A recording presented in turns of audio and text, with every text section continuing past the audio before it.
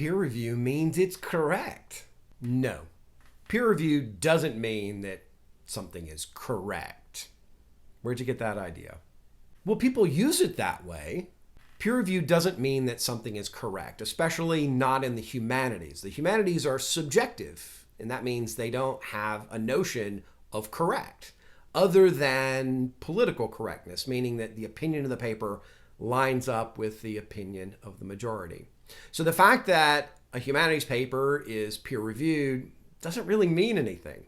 Peer review started in the sciences, and that's really the only place where it has meaning because scientists believe in objective reality. How do you even know how peer review works?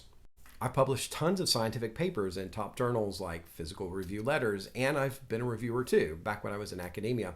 I've also had friends who were editors of scientific journals. So what's the purpose of peer review?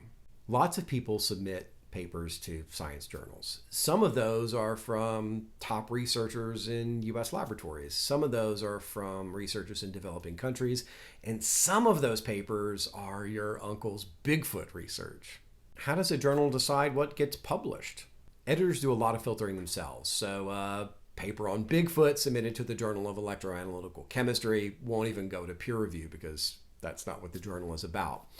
Editors will take papers that they think are reasonable and send them out to experts in the field for review. Why don't the editors just review the papers themselves? Back in 1989, the Journal of Electroanalytical Chemistry published a paper, an infamous paper, on cold fusion. Turns out they skipped the peer review process. And when other scientists, namely physicists, started looking at the cold fusion research, they found out it wasn't fusion at all. So peer review protects the reputation of the journal? Yes, and peer review also ensures that experts in the field have asked good questions like, did you check to see if your fusion reaction was emitting known fusion byproducts like gamma rays? But even with peer review, a lot of research later on turns out to be wrong because peer review only means that it's been reviewed by experts.